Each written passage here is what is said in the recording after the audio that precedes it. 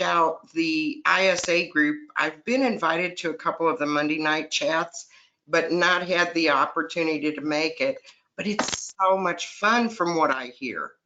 Yeah, it is, because we meet, I think it's at 6:30 for just the meet and greet, and then 7 the program starts, and it's totally fun. We're all on Zoom and talking face to face, so it's a good one.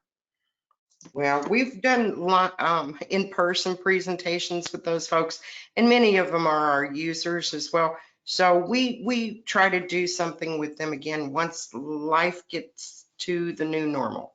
So Yeah. it's nice to meet you, Joan. Thank you. And everyone that attends, thank you all on behalf of Collectorpro. Brian, it's up to you. No, it's Brian. Yep, it's Brian saying. Well, Brian, number one. Good afternoon and good evening, everyone. Thanks for joining us. We're going to start up right at 8 o'clock. The old line is if you're not early, you're late. So we're going to start right at 8 as we promised. We got a full hour. We're going to pack it in. The program is called Leveraging USPAP. Leon Kastner is my business partner at National Appraisal Consultants. He is not here tonight. We said he was coming. He was going to talk about the USPAP end of things. I was going to talk about the marketing end of things. He is under the weather. He is double vaxxed and maybe double boosted at this point. Got his flu shot, but he's still got something. It's not COVID. It's not the flu, but he's feeling pretty crummy. I believe the official term is he's feeling pretty crappy and he's just going to take it easy. So here's what we're going to do for next month. We hadn't planned on next month, but we're going to add a program next month that's going to talk specifically about certification. There's been a lot of concerns and a lot of misinformation about certified appraisals, certified in USPAP, certified appraisers. We're going to talk to you about that, and Leon will pretty much lead that one. I'll be there to back him up to talk specifically about what that all means and how that fits into the picture and how we can leverage that as appraisers. So first off, welcome. Thanks so much. We got a whole hour here to keep us going, and I'm going to jump right into it too. The program's presented by Collectorpro. You've heard from Linda and Brian Hyatt, who have been gracious enough to let us put a program together for them, and by National Appraisal Consultants, which is my firm and Leon Kastner's firm. We'll talk more about that in just a little bit. First thing to know is this is not a USPAP class. This is not the 7-hour USPAP class. This is not the 15-hour USPAP class. Leon and I actually created a program called USPAP, a personal property perspective, before any of the appraisal organizations adopted and encouraged folks to understand what the USPAP standard was. It's since become the standard. That class is provided through the Appraisal Foundation, through licensed, trained, and tested instructors. There's a 7-hour program and a 15-hour program.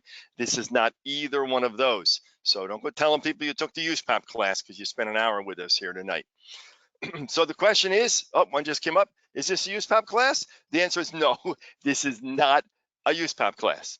But with all that, there's plenty to learn, there's plenty to do, and we're going to keep things going here too. On your control panel, you have a little control panel there. There's a place to raise your hand. There's a place to ask questions. You can type in a question. Bob Banks says, no, Leon, I want a refund. Thank you, Bob Banks. There's another Texas guy out there too. Leave it to those Texas people too. So put your questions in there. Raise your hand if you want. I will probably defer your questions towards the end because we'll have plenty of time for that.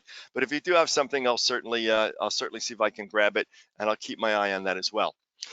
So let's talk about not the appraisal business, but the business of appraising, which are two separate things. The business of appraising, in any business, there's 5 key business elements. There's finance, there's production, there's R&D, there's marketing, and there's sales. And with that in mind, let's take a look at each one of them individually. Finance is budgeting, understand profit and losses, understanding tax implications, understanding what you're going to put into your research and development budget, what kind of databases you're going to subscribe to, or you're just going to go on the local forums and say, can you look this up for me? I need to know what this is worth. That's finance, and that's really important. We're not going to talk about finance tonight, but it's one of the key elements. And if you can't get a good grasp on finance and on invoicing and on billing and understanding the ends of that, you're going to have a tougher time in this business. We might cover that at a later point. The next one of the 5 is production. And production is what you produce and what you deliver. Some people call their appraisals services. We like to call them products because we have, and you probably have, about 9 or 10 different appraisal products. And we'll talk about those in another realm here too. We're really going to focus on the last couple for tonight, which deals with research and development. Research is not only researching the value of things and developing your products to be able to make those products and deliver them. It's also the research and the training and the testing that you do to set yourself apart from other appraisers that call themselves appraisers that aren't true professionals. Pretty much anywhere you can call yourself an appraiser and not have any credentials at all. So your ability to research what the appropriate standards are, to seek out the appropriate appraisal organizations, get the appropriate training and the appropriate designations, and develop that into a business. That's what research and development is about. And that's what tonight's about too. We're going to look at USPAP in a different way, rather than just the standards that we meet and the rules we need to abide by, but how do you leverage those rules and those standards to your advantage to create a truly successful or even more successful appraisal business? The next one is marketing. Marketing is the ability to position yourself in a way that people know how to find you, when to find you, and you convince them through appropriate marketing and promotion that you are the only logical choice for their selection of an appraiser. And the last one is sales. And sales should be the easiest, because if you set up a proper marketing program and you've established yourself as the expert in a particular area, the specialist, the most highly trained person, and they understand why that's important, then the sale is just a matter of saying, I'll send out our agreement or contract or authorization for appraisal services. You get your retainer if you collect retainers, which I suggest you do, and then you're off to the races. Leon Castro is my business partner. He's the managing partner of National Appraisal Consultants. He is the past director of education for the International Society of Appraisers. He's edited a previous version of the ISA core courses.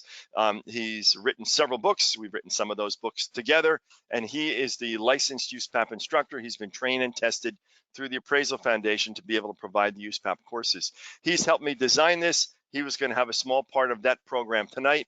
I'll fill in for him. And like I said, next month, somewhere down the line, you'll be able to meet him. We'll review some of this stuff and add a whole bunch of new things as well. I'm just looking at some of our questions here as we get going. Lee Kim wants to know if these slides will be available. My suggestion, if I told you yes, nobody's going to take notes. So I'm going to tell you no. You'll never see these again in your entire life. Get out a pad and pencil and start scribbling things down. Because the most important thing you'll do tonight is not look at these slides, but it's the notes you're going to take. And the real answer, Lee, is that yes, this is going to be recorded. My entire webinar is going to be recorded. It'll be made available through a Collectorpro site and through a National Appraisal Consultant site. But don't lay back and just go, I'll watch it again later. Really be involved in this. Look for things that work specifically for you. And one of the things you're going to say, and I'm not just talking to Lee, I'm talking to everybody, you're going to say, well, that wouldn't fit in my business. That doesn't work for me. You got to stop saying that. You have to start looking at the opportunities that you can create for yourself in this business that you may have overlooked, or you may have seen and went, yeah, maybe someday. This might just be the day. So with that in mind, yeah, it's going to be available, but I want you to know what the story is. My name is Brian Kathenes. I'm the managing partner at National Appraisal Consultants, a firm Leon and I have had for about 30 years. Our claim to fame is we were the expert witnesses in the Nixon Watergate papers case, which included 40 million documents that were seized by the federal government during the Nixon Watergate trials and hearings. We specialize in all kinds of different things. I hold an SCAP, which is a Specialist Certified Appraiser of Personal Property. I earned that in 1997, several years after I earned my CAP. My specialty or my specialist CAP is in autographs, manuscripts, and historical documents. But I work side by side with Leon on our USPAP classes, and I also provide all of the marketing and business development programs that National Appraisal Consultants provides, including our boot camp series, our boot camp in a box, the business of appraising, and all the other marketing programs that we provide. So we're going to take a lot of that too. Collectorpro, as you know, is an amazing organization. Linda and Brian Hyatt run that. They have incredible products and services. Make sure you go to collectorpro.com and learn all about what they do, and I'm sure they're going to follow up with you with some kind of other things too. But first, as we move forward, I just want to give you a little pop quiz. All right, we're not going to grade this. Question one is this a USPAP class? The answer is no, it is not a USPAP class. The next question is, what is it then? It's a 1-hour professional development program designed to help you grow your appraisal practice. And I know I've been beating this to death, but I know someone out there is going to go, someone who's probably not here, is going to go, oh, I just took this USPAP class and it was only an hour. No, you didn't. You didn't take a USPAP class. You will get a certificate of attendance and participation at the end. I'll tell you more about that, and you can add that to your CV and your resume, send it off to your appraisal societies as part of your continuing education. But no, this is not a USPAP class. So let me tell you what Thomas Barrett said. Thomas Barrett is was a British marketer. He had a soap company and did all kinds of products, and his line was, any fool can make soap, but it takes a genius to sell it. And I'll take that to the next level and say, anybody can call themselves an appraiser, but it takes a professional appraisal that understands marketing to be able to sell their services. Think about how many times in your life you found out about somebody that got this appraisal job in your town that you should have gotten. Someone that you know is absolutely not qualified at all to do it, charges a ridiculous amount of money, delivers less than a quality product. Well, they're apparently better at marketing than you are, and you did a lousy job, if this happens to you, of educating your prospects as to why you're the only choice. The other quote I'll share with you is a quote that says, nothing happens until he sells something. And that was Gunnar Kathenes, was my dad. He ran a small business. I ran his sales department for years when I was in high school and in college, and consulted a little bit after with his firm. And it's very true. You can have the best product. If you can't sell it, it doesn't do you any good. So that's what we're going to focus on tonight. So let's talk a little bit about selling. Selling is not telling. Selling is educating. And education in our business means that we have to let people understand why a laundry list is not an appraisal, a list of things with prices on it, why other people will rely upon it, why we ask all the questions that we ask. So selling is really listening. You need to build a relationship with your prospect by listening to what their problems are. Now, sometimes those problems go on for a whole lot longer. I got a call this morning. The phone rang at 7:30 in the morning. We have a home-based business, which we had for 40 years. I don't pick it up at 7:30. The call came at 8 o'clock. Another call came at 8:30. Another call came at 9, and I picked it up at 9. And she said, I left you 3 messages. I said, look, it's 9 o'clock. I just got in the office, and it was a divorce. And you know what they're all about. You just have to listen. And you don't take sides, but you listen, because that's part of the empathetic part of our business, to help us understand what they need. And more importantly, for them to know that you know what they need and that you're understanding them. It really is about trust and credibility. If you're a personal property appraiser and you do residential contents and we're doing estates or divorces, we're rummaging through people's houses. We're an incredibly invasive person in their house, whether we're on their side or not. And we're really not on anybody's side. We're on the side of the truth. So building trust and credibility is going to be really important. And you can do that if you leverage the elements of USPAP. We're solving a problem. One of the ways you can help that person is by helping them identify what their problem is and then explaining to them that you have the solution. It's consulting. This is a consulting business. This is not a products business or a services business. It's a consulting service. And that means you're in the business of helping people solve their problems because you're a partner with them. You're one of their partners. That's really what this is all about. So you want to create a partner with that. Let's see, I'm looking at some of the other things.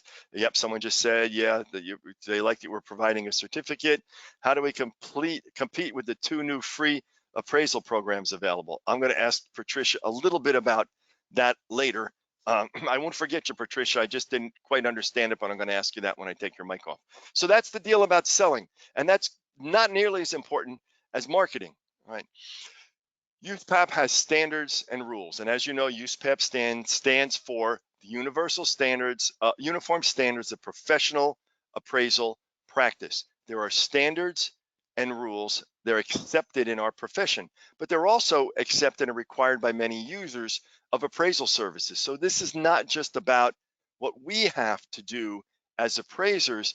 It's what some organizations, businesses, industries, and professions need to do to be able to accept our appraisal reports. So the important thing here is to understand that completing a USPAP class is not an indication of anyone's competency as an appraiser.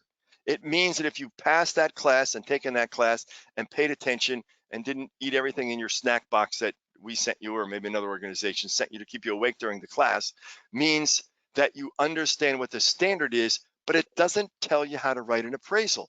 It tells you what those standards are. That's why professional appraisal societies provide the formal training, the testing, and the credentialing of the providers of appraisal services and products. So you're going to see a lot of people out there that said, I took a USPAP class, and they did. They took the 15-hour class, they took the exam, they passed the exam, they take their updates every couple of years for their 7-hour class, but that doesn't mean they know how to appraise.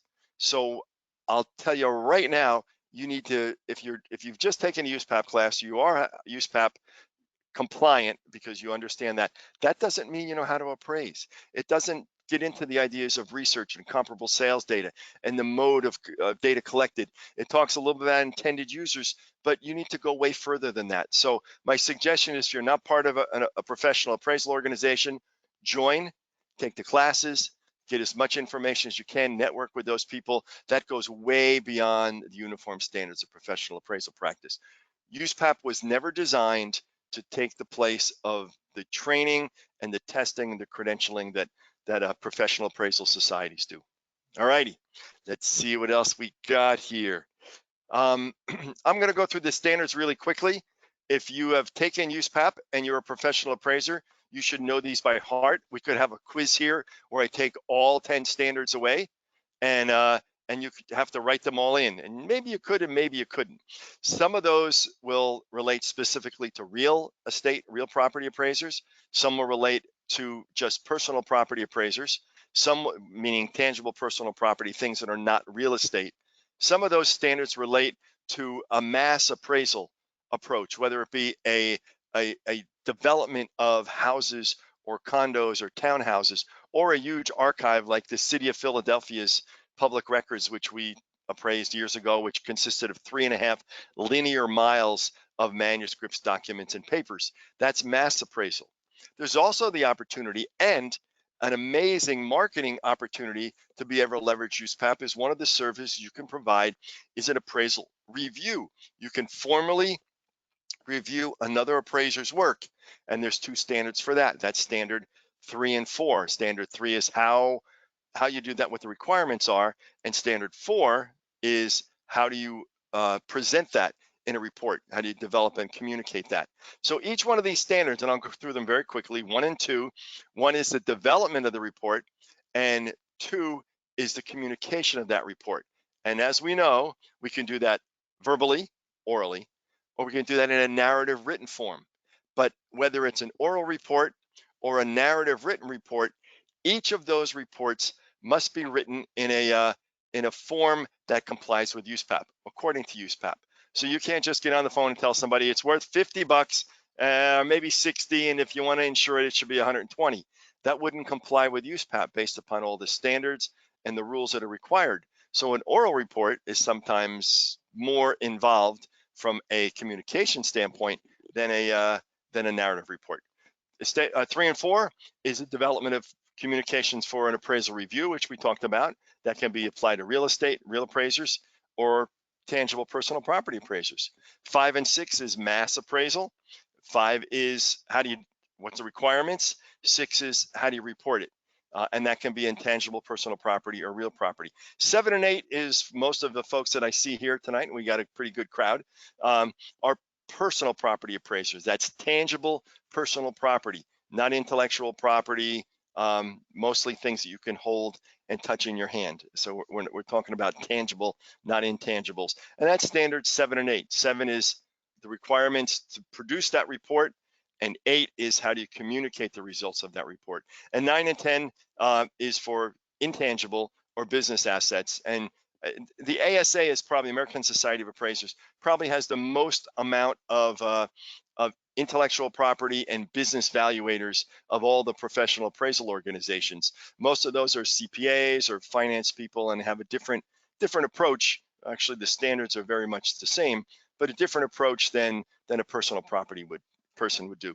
All right, we okay so far? I'm going to take a quick look. Patricia will go back. Great, that's good. I don't see any hands up. That's great. We got people from all over the place. Look at my bunch of old friends here from all over the place. Thanks for tuning in, and we're going to see if we can get to everybody in just a little bit. Okay, let's get on to the rules. The Uniform Standards of Professional Appraisal Practice has a series of rules, and here's where I'm going to give you those 7 tips. It's going to be more than 7 tips on how to leverage USPAP in your favor. And this comes right out of the 2020-2021 edition, which is now effective through December of this year from the Appraisal Foundation. So I put that copyright note at the bottom. So I've copied it exactly as it comes out of that standard, which is your USPAP manual, which you have. And if, by the way, you're ever stuck somewhere, you're out in the middle of nowhere, you can actually download standards 1 through 4 and 5, 6, 7, 8, 9, 10 in separate sections right from your phone or your laptop. If you're on the road, you don't have to have that book with you, or you don't have the PDF. The Appraisal Foundation makes that available to you. You're still supposed to have the book if you're taking the class, because you got to flip back and forth. But if you need to cite from it, or you need to show a client, or you're doing a presentation and you don't have access to it, you can go right online. Just search USPAP Standard 1 through 4, USPAP Standard 5 through 7, USPAP Standard 8 through 10, whatever you need to. So here it is. Here's the ethics rule. You must promote and preserve the public trust in appraisal practice by observing the highest standards of professional ethics. You got to comply with USPAP when obligated by law or regulation, or by agreement with the client or intended users. We should always be complying with USPAP. This is more of a suggestion. They say should, and not have to. Absolutely, there's not an absolute on this too. So this part deals with conduct, management, confidentiality, and ethics. And if that's something that you don't discuss with your client in advance, you need to do that, because that will first off set you apart from so many others that are out, and you see it all the time. People are talking about, I got this big job, blah, blah, blah, blah. So the Nixon Watergate papers is public. I can talk about that one. And the Philadelphia Archives, I can talk about that too. I can say that we've done appraisals on the estates and the collections and archives of Grammy Award winners, but I wouldn't be in a position to be able to tell you who they are to maintain confidentiality. So that's really important. If you're going out and talking to a client and you're starting to rattle off names of clients and things that you've appraised, the first thing they're going to do is go, well, wait a minute. Is next week she going to be talking about me and my stuff and where my stuff is? So your conduct is really critical. Your ethics are really critical. How you're managing the entire job and around its confidentiality is going to be really important. So these are elements you can say, I comply with the Uniform Standards of Professional Appraisal Practice, including confidentiality, which means nobody sees your stuff, nobody sees my file unless I'm compelled to do so under a court order or a subpoena, in which case you'll be notified. So conduct, management, confidentiality. Don't overlook the ethics rule in your marketing. Write it up in your brochure. You can cite from the Appraisal Foundation's USPAP standard here and this particular ethics rule, but take advantage of it and use it to your advantage, because most folks that call themselves appraisers, first off, don't know much about USPAP. Secondly, they aren't able to understand how to leverage that and make that work for them. Next, the record keeping rule. And here's another, this is one of my favorite rules. We get more repeat business from old appraisals and old clients, not old in age, but clients that we haven't worked with in a while. It deals with your work file. And it says an appraiser must prepare a work file for each appraisal, an appraisal review assignment. A work file must be in existence prior to the issuance of any report or other communications of assignment results. Now I got a little asterisk there, and I wrote at the start, that is not in the USPAP record keeping rule, but if you go to the FAQs, the frequently asked questions, and some of the interpretations of this, they are now saying that your work file should start at the very beginning of the assignment. The problem was people would put the work file together because they got called into court. And I go, I better backtrack and start figuring out where I got my comps, how I arrived at this, who I talked to, whether experts I used. That should be part of your appraisal process. So starting your work file right at the beginning is really critical. We get a call, something comes in, you should do the same thing. You get a call, something comes in, you put it into your potential business file or folder on your computer, but you make some notes that go with that. That's the beginning of your file, and your work file starts from beginning to end. And if you get called into deposition or trial, or one of your appraisal reports gets challenged by somebody, the attorneys are going to start asking for your work file, and they're going to know everything that's in it. And we'll talk about what's confidential and what's not, and what's considered privileged and what's not in another program, not tonight. So make sure that you get things going for that, and you start right off with that. An appraiser willfully or knowingly fails to comply with the obligations of this record-keeping rules in violation of the ethics rule. They all fit together. So here's my favorite part. An appraiser must retain, remember this one, 5 years after preparation or 2 years after a final disposition of any jurisdictional proceeding. We have, and you may have too, we have cases that have gone on for 20 years that have not been settled. The Nixon Watergate case went on for 25 years before we got involved, and then it went on for another 5 years. But I have a case here that's working. I was working on today. That's at least 11 years old, and we're not even close. So that means those records must be maintained, all right, and whichever expires last. Now, but here's how you leverage that. When the 5 years comes up, and frankly, in your narrative, you should say something about this in your narrative report that says we're going to destroy the records after 5 years or 2 years after the final disposition, and we're not even going to notify you. We're just going to say we can do that. Based on that, we can do that. Usually we hold them longer than that. But when we get to 5 years or 2 years after a final disposition, we write to the client, especially if it's an insurance appraisal or an estate appraisal, or not necessarily donation, because that stuff's pretty much gone, but mostly for insurance appraisals or claims that may have been settled. We say, hey, look, 5 years is coming up. As you may recall, we did an appraisal report for you 5 years ago. Things have changed in the marketplace. Silver's up, silver's down, gold's up, gold's down. Latin American art has skyrocketed. Historical documents, especially founding fathers, have increased. Your collection of Alexander Hamilton material has gone way up because Hamilton's on Broadway and everybody wants it. OJ's out of jail, so your OJ autograph's worth more, whatever it happens to be. And we reach out to them and say, this might be a good time. Or would you like us to continue to store your records? And we have an annual fee to do that, to maintain those records. Most people say, well, just send them to me. And we say, no, we don't do that. Just like your doctor says, no, we're not going to send you your whole medical history and work file, although you have access to it. So we get a lot of repeat business where someone said, well, maybe it's time to update my appraisal. I sold off this and I sold off that. My insurance company doesn't know that I sold off the Van Gogh that I had, so I can probably get a better rate on my homeowner's insurance. So use that. This is truly one of my favorites, because we file everything by client name, by date, and by the date we did the appraisal report, and then they go into a separate folder on a separate hard drive. For Leon, he's got file boxes. He's a paper guy, and he just goes through them and said, okay, can we send out a reminder letter or an update letter to these 45 people, because this month all of those appraisals are 5 years old. So don't be afraid to do that. Test it out, see what happens. I think you'll find that you'll be able to recapture clients that you may have forgotten to reach out to, or may have forgotten to keep in touch with in your newsletters, or somehow they got left off your newsletter list or something like that. Okay. USPAP's competency rule. All right.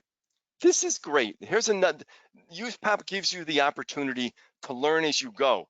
It doesn't give the opportunity to bill your client for learning something that you should know, but it says that you have to be competent to perform this engagement.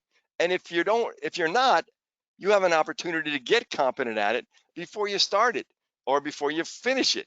or you can decline and withdraw from the assignment. In all cases, the appraiser must perform competently when completing the assignment. So the appraiser must determine prior to agreeing whether or not he or she can perform the job. That doesn't mean you can't use other specialists and other experts. We do that all the time. I was the autograph, historical document, and manuscript guy. I did stamps and coins and all those kind of things as well. I do Nobel Prize. I do all the weird stuff. Nobel Prize medal, Oscars, Grammy Awards, things that have been to the moon, things that have been on Hollywood sets, props and costumes worn by famous actors and actresses. But I didn't know all that in the beginning. I worked with other people. I found specialists in the business. A lot of those specialists were not appraisal specialists, but they were subject matter experts. So when we were asked to do an entire farm that had been taken under eminent domain, and we needed to identify the value of the crops or what crops might be planted or the trees or the value of the strawberries in plant form, we brought in people from the Department of Agriculture. We needed aerial photographs. We brought in an aerial photographer to shoot. This was before the days of Google Maps, to shoot close-ups of what the farm looked like. These are all people that you can use to help you become competent. So turning down jobs, oh, that's just not in my wheelhouse, that might be something you might be able to do. Now, your learning curve shouldn't be billed. If you go to a mechanic and I say, my car's not running, he says, well, let's put a battery in. Well, that didn't work. Let's put a starter in. Oh, that didn't work. Let's try the alternator. How about a water pump? Maybe we can change the wheel bearings. All of those things means this person was just not competent. But they might pick up the phone and call someone and says, look, I don't work on Miatas. Tell me what the challenge is when this happens or that happens. So you can become competent and you can say, you know what, it's a timing belt issue. It slipped the cog. We're going to take the cover off. We're going to take a look and see if we can reset your timing belt or put a new one in. So that deals with competency. Competency requires the ability to properly identify the problem to be addressed. And if you're not asking questions, if you're not building a relationship with your client, if you're not figuring out how they're going to use your report, and they don't understand that there are different values and costs of every single item on the planet, fair market value, estimated replacement cost, market value, orderly liquidation value, value in place, value in use. These are all values that you have to understand and your client has to understand. That's why identifying the problem is so critical and asking the questions. Recognition and compliance with laws and regulations that apply to the appraiser or the assignment. Are you doing charitable contribution work? Do you understand what an 8283 form is? Do you understand what the penalties are for overvaluing a donation or undervaluing an estate?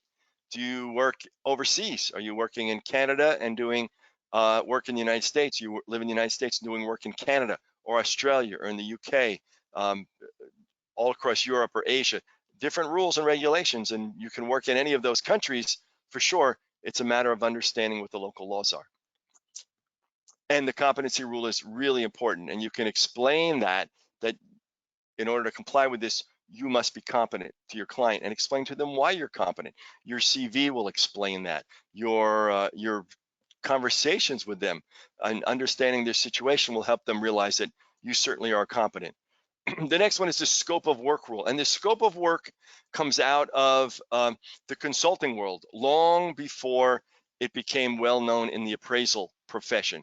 The scope of work, as you know, is identifying the problem and how you're going to approach that problem and everything you need to do to solve that problem. So when you're putting a proposal together or a game plan or an authorization for appraisal services, that proposal isn't, I'm going to do an appraisal for you and it's going to cost you this many dollars. That's not a proposal. That's pretty much an invoice or sending off a retainer. A proposal is a sales document. It's a marketing document. It explains the problem. It explains the scope of work. It explains all the work you need to do, what you're going to do, and what the client's going to get when this is all over. And then you tell them how much of an investment they're going to have to make, not how much it's going to cost, how much of an investment that they need to make. That's really what we're talking about here. So the scope of work rule is really important, and you can explain to your client that I'm asking all these questions. Well, why are you asking all these questions? Just tell me how much it's going to cost. Well, if that's your client, then maybe you don't want to do any kind of work for them. What you want to understand is how you can serve them, and they need to understand how you're their best choice. So the scope of work is important. You must identify the problem to be solved, explain how you're going to do it, and that there's enough in your scope of work to be able to produce the results you need. So if you're going to look up one comparable sale, maybe, because maybe you know that that's the only market for it and that's where it belongs, and that's correct. But you might be looking up 4 or 5 different sales data in different markets, or from different auction houses or different retail galleries or different places around the country where it might be best. Fair market value is most common market. What's the most common market for that particular item? It may not be close to home. It may not be a local auction. It might be one of the major auction houses, a Christie's or a Bonhams or a Sotheby's or a Heritage, or maybe a specialty auction like R&R autograph auctions, or one of the rare book auctions where people just focus on a particular type of art or a particular type of personal property. Might not even be in the United States. The most common market might be in Europe, or might be in Asia, or might be in Latin America. That's what the scope of work is all about. So your proposal is really a marketing and sales document that says, here's what we're going to do, here's how we're going to do it. And that's really important. They're the rules, excuse me, they're the rules that are part of USPAP, and that's going to be critically important. Excuse me. So use all those rules. We'll talk more about them in just a little bit. But I want to take a minute and talk to you a little bit about the changes, edits, and updates that are going on in USPAP. I am not a licensed, tested, or trained USPAP instructor. Leon is that guy, but I'm going to share with you what Leon has told me. I sit in on every one of his USPAP classes. We probably do a dozen of them a year and have several hundred people that go through them, and he's up to date on this. Right now, the current version of USPAP is the USPAP 2020-2021. There is no USPAP 2022 or 2023. If you take the 15-hour this year, it's going to be the 2020-21. There's been no changes to it.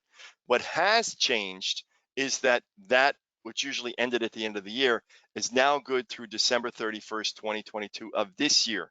And I've seen some posts where they said it's October, but I pulled the latest version of USPAP, and I just actually got standards 1 through 4, and they specifically said that is effective through December 31st, 2022.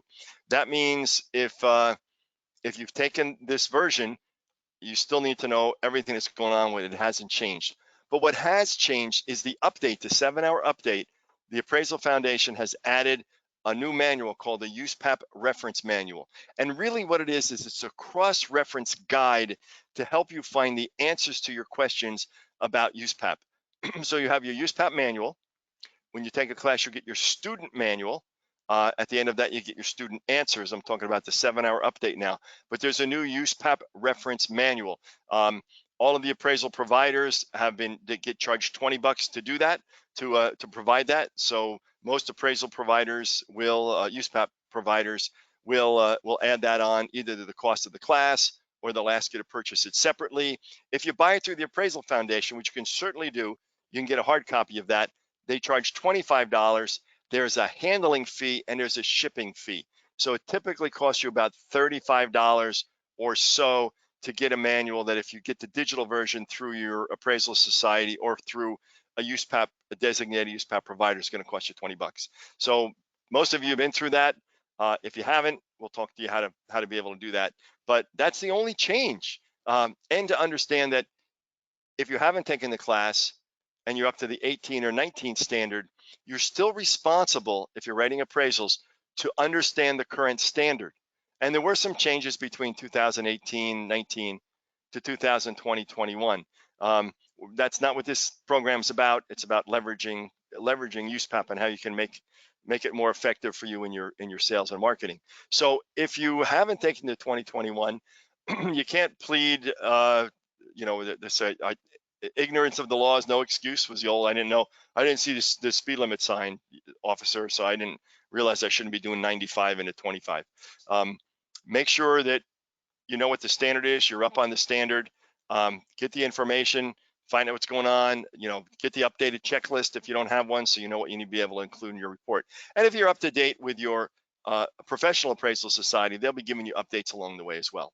So I wanted to focus on that for just a bit. Let me look and see if I got anything else coming up.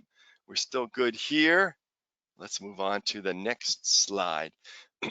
So we're talking about USPAP and how you can leverage it and what rules and what standards we can use in successfully selling our appraisal studies. I run this class for the state of New Jersey. The Department of Labor has an entrepreneurial class for people, especially lately, and I've been running this for about 25 years. When people would become unemployed, they would have to go, to be able to get unemployment, have to go and see their counselor or supervisor, whatever they were, down at the state and say, look, I went to 14 job interviews. We got to the point I said, look, some of these people don't want jobs. They want to start their own business. Why don't we create an entrepreneurial program that they can apply for, and we'll run a program. So I ran a whole business program for the state of New Jersey through the community colleges. And one of the things that I put together was called the 3 C's of successful selling. So I want to cover those with you now because it applies to the business of appraising. The 3 C's of successful selling are communicate, collaborate, and consult. All right. And the first one is communicate. And that means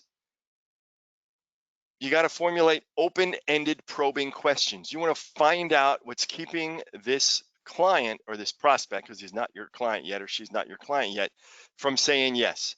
So an open-ended question is a question that cannot be answered with a yes or no. All right. So it's, how can I help you today, is way better than, do you need any help? So you're selling clothes and you walk down the aisle and you see somebody looking around. If you say, do you need any help? They go, no, I'm just looking, leave me alone. To be able to say, how can I help you today? Or, where would you like, what are you looking for today? That's an open-ended question. In the appraisal business, we're going to say, tell me how you're going to use this appraisal. What is it for? Tell me about some of the challenges you're facing. What are the problems? And once you get that, you're going to confirm the message. You're going to read it back to them. So when we put a proposal together, we already know all of their questions. We don't know what their concerns are. And when that proposal goes out, it confirms the message in our proposal. So not only that, but we get that information together from them before we put a proposal together. And you need to do that too, because just to verbally say, okay, I understand. So basically, you want to make a charitable contribution of this material to your alma mater, and you're a senator and a congressman, and you have all the congressional records from the time you came in office, plus whoever was there before you left them. The congressional records, by the way, are kind of like National Geographic magazines. Unless you have the first issue, it's really not worth a whole lot, but at least you've confirmed the message. The next is, when you're all done, I want you to ask the bakery question. Here's the bakery question. The bakery question is, and what else?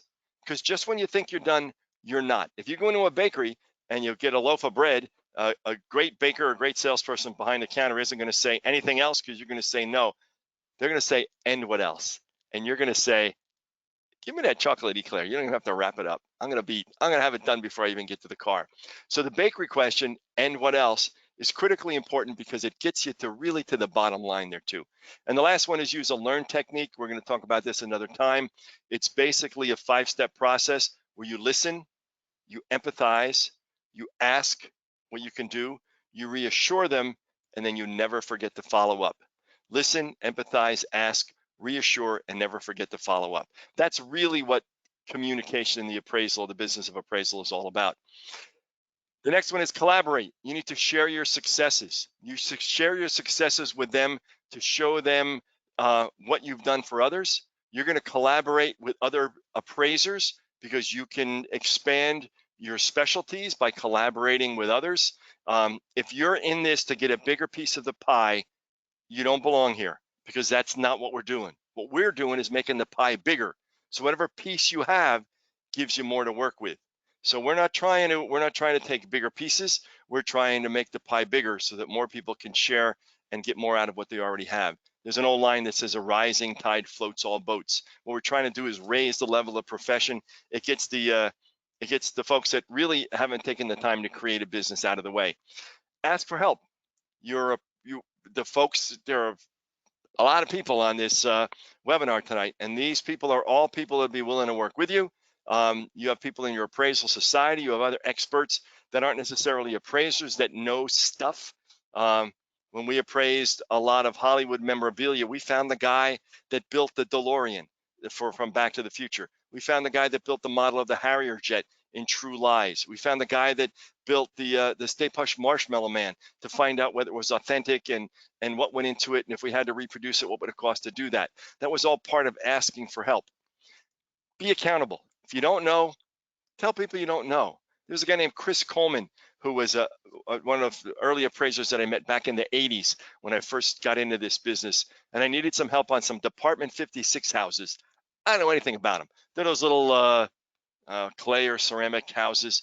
So I said, Chris, would you come with me? And he walked in there, we introduced ourselves, and he goes, tell me about Department 56 houses. I don't know much about them.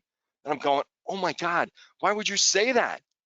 And he said, what I learned from him is your clients and your collectors always know more about this stuff than you ever will. Use them. Be accountable. Tell them you're looking for their help. That's asking for help. And let them know what you know and what you don't know. And be a team player. You want to be part of this. You're collaborating with others. You're collaborating with the profession, not just with people in your own organization, but other professionals across the planet. And the last one is to consult.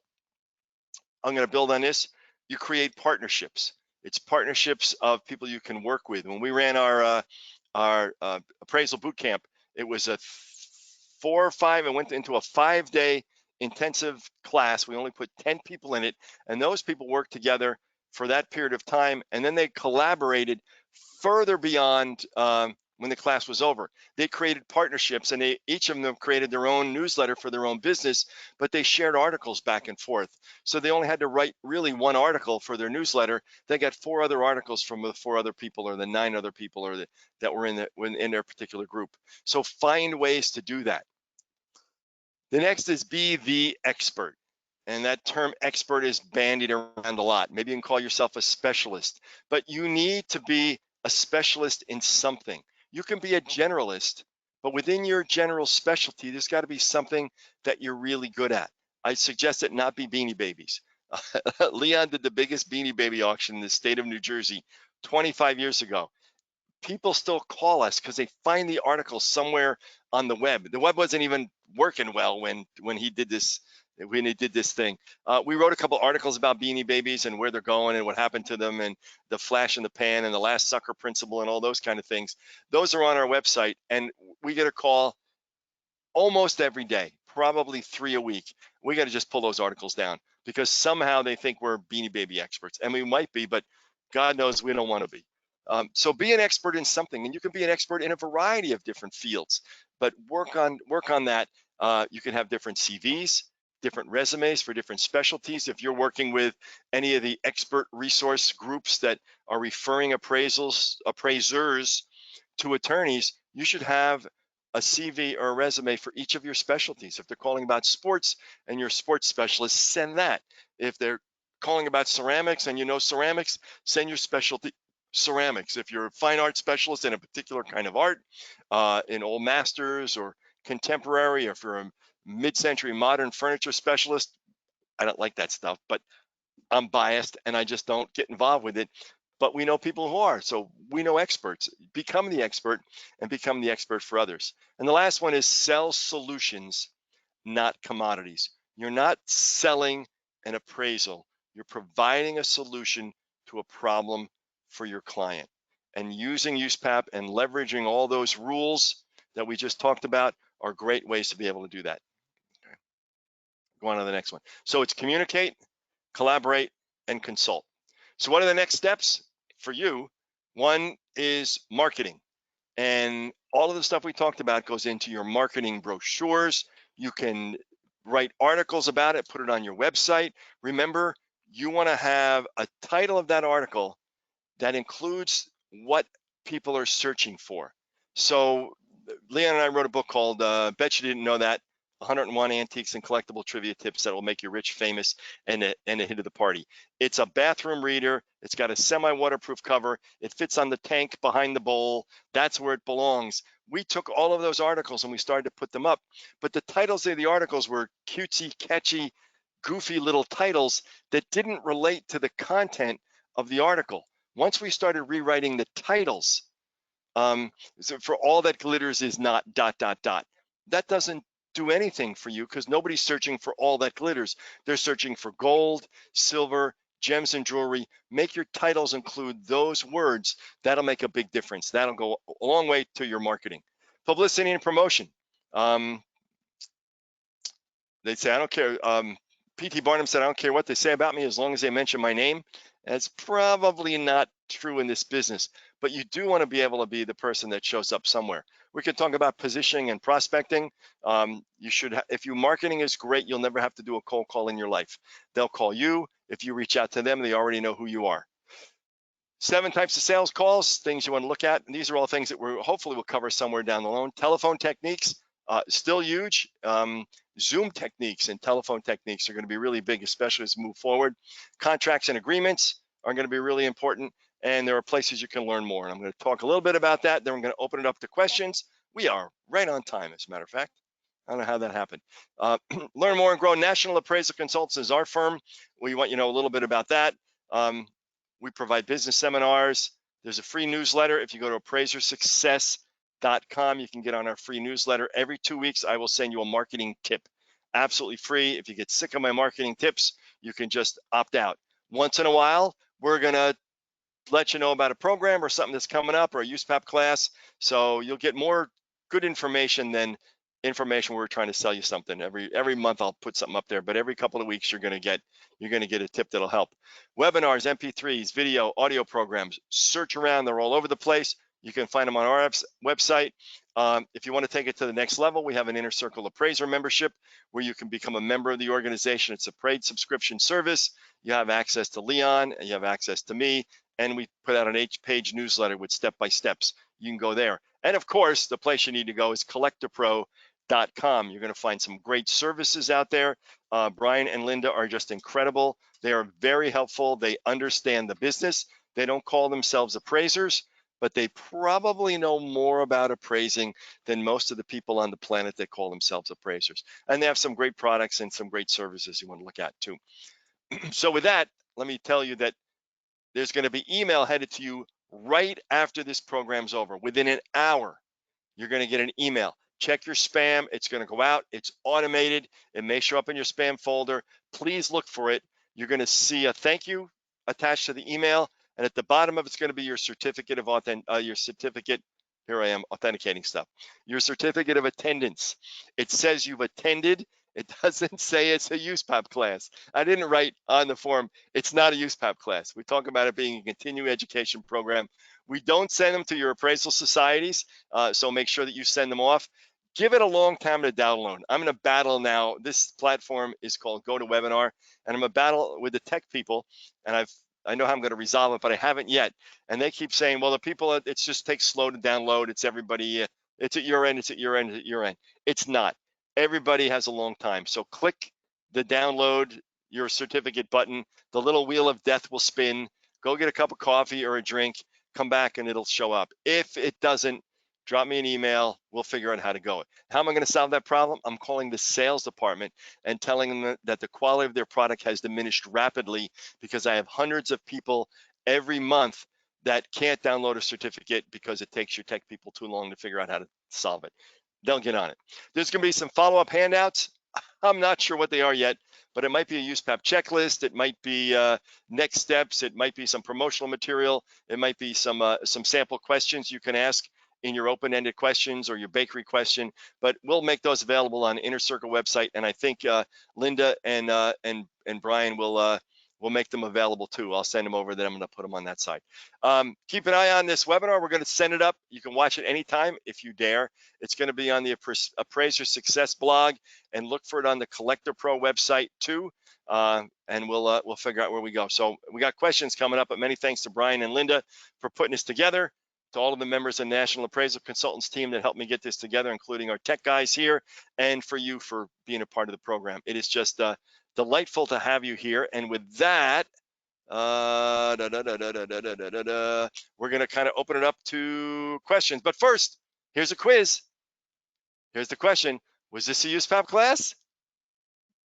No, this was not a USPAP class. What was it? It was a 1-hour professional development program designed to help you grow your appraisal practice. Speaking of USPAP, USPAP7.com or USPAP15.com will get you to where the latest USPAP classes are that are provided by National Appraisal Consultant. That's Leon there, by the way. That's a picture of Leon. That's not live. That's just me. And the snack boxes are back. We send you a little snack box if you come in one of our classes. We just shipped a bunch of them out today. We got a 15-hour class coming up. So we do that to keep you awake and keep you happy and keep people out of trouble. So with that, let's open it up to questions. If you have a question, raise your hand or type it in, and I'm gonna see if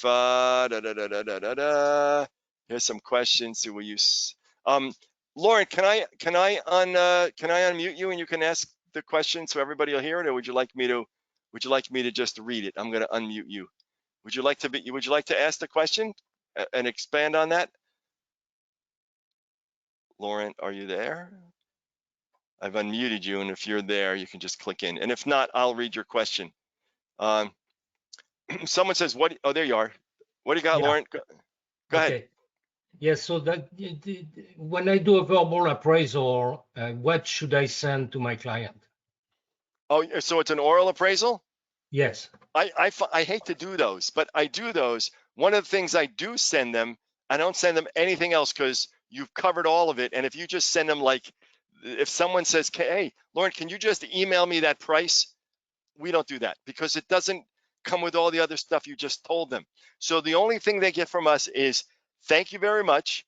Thanks for paying the invoice on time. Here is a USPAP certification statement signed by me. Please put that into your file." That's all they Okay. get. They get my resume too, or my CV.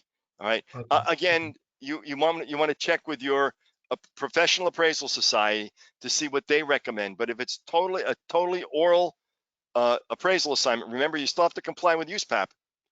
But the only thing I send them is my CV, the invoice, a receipt of their paid invoice because they paid in advance, and the USPAP certification statement. Does that help? Yes, thank you, Brian. Thank you so much. That's a great question. I really appreciate it. Craig says, "I hope Leon's feeling better." Thanks so much, Craig. Let's go up. Bob Banks, is there a way to see who is attending, or is that a privacy setting? We have it set as a privacy setting, Bob, but what I will do is I have to get everybody's permission to send it out. So that's why we keep it private. Sometimes, you know what I'll do? I'll send an email out to everybody and say, "Would you like to be on the list?" And we share the distribution. And anybody that says yes, then I'll create a little spreadsheet and I'll send it out to everybody. I'm going to unmute you, Bob, and then you can see if that works. That works for you. I'm unmuting Bob Banks, Texas appraiser, great sailor, and purchaser of a BMW convertible Beetle. Right? Are you there, Bob? Bob is. Hey, there a he is. Go VW, ahead. not a BMW. Oh, a VW. Can you hear Did me I say okay? a Beetle? I can hear you, Bob. Can you hear me? Yep. Yes, I can. Will that work for you if we send an email out to everybody? Anyway, no, I just was, no big deal. I was just curious. You mentioned that, people that are on the call, you can call up that are probably willing to talk and discuss things. And I was just saying, well, who's on the call? Okay, good deal. Great. Good. All right, good deal. I'll see if we can get that out to everybody. We had 80 some folks signed up, which is kind of a good thing too. All right, I'm going to mute you again. Have fun in your Beetle. All right, I'm going to another couple questions here. Laws about valuation science. So that comes from Jeff Nelson. Jeff always has a good question or two. Jeff, I'm going to unmute you. You can kind of expound on your question because I'm not sure if I got it all. Where'd you go, Jeff? There you are. I'm trying to unmute you, Jeff. You got to unmute yourself there, my friend. Okay, can you hear me? I can hear you. Fire away. All right. Yeah, no, I mean, USPAP is a good, when you particularly, as a good basis, but, they always want to understand what the law says, because that's what you have to pertain to, I think.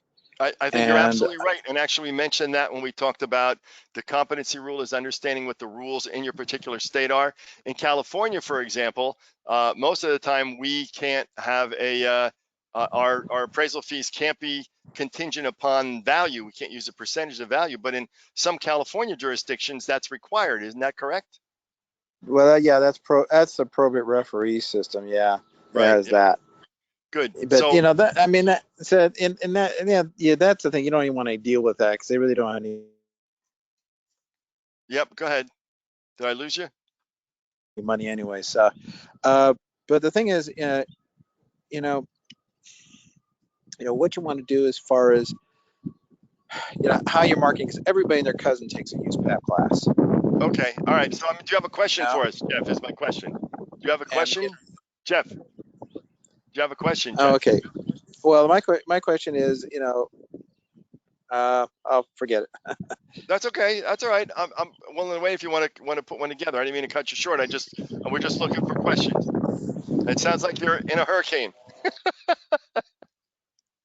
No, I'm not a hurricane. No, I was just, again, how about marketing in that aspect, but dealing with the And from law that standpoint is people can take a USPAP class, and like we said, it doesn't make them competent in appraising. So your job, which is the hardest job, is not doing the appraisal. It's helping people understand why you are competent and why you don't have to trash the other guy or the other gal. You just have to let them know why you're the one. And again, everybody takes a USPAP class, but not everybody understands how to leverage USPAP, and that's what this was all about today. All righty. Yeah. And Okay. all righty, good. I'm gonna mute you there because we're getting a lot of feedback there. No problem. Okay. Good, thank you, Jeff. Good. Bob says thanks. I'm going through the list. Any other questions or hands come up or anything like that before we go? Linda and Brian, do you guys want to get back on and wrap up anything as we get into our last few minutes? Yeah, so this is Brian. So I want to thank everybody for coming on, and great job, Brian. It was Thanks, very sir. informative just to me. So, and I'm not even an appraiser. So, just look for the recording, and we really appreciate everybody coming on board. So, Good deal. good job. All right. Good deal. Thanks so much. Thank you, everybody. Look, here's the bottom line. Remember I told you get that little piece of paper out and scribble everything down? That's going to be the most valuable thing you're going to get out of tonight, what you found things for you. The wrap up is, remember, you can't say, well, that doesn't apply in my business. I can't charge that much, or I couldn't do that, or I have too much competition, or I don't have enough competition. If everybody sold on price and price alone, and that's what got people business, then there would only be one store across the country. There would be only one restaurant across the country. There would be only one supermarket. There would be only one of everything. But there are really a million different ways that people buy and reasons that they buy. Find out why they buy. Find out why you're the only potential choice and the only proper choice for their particular needs. And the way you're going to help them understand that is by going through the steps that we talked about today and leveraging USPAP. That's it. You know how to reach me. If you got any questions, be happy to follow up somewhere down the line. We're right on time, and we're going to call it a night. And thank you all very much for being part of it. And thanks for your kind words about the webinar as well. Have a good night. You all be safe, and we'll catch you. Hope to catch you next month. Have a good night.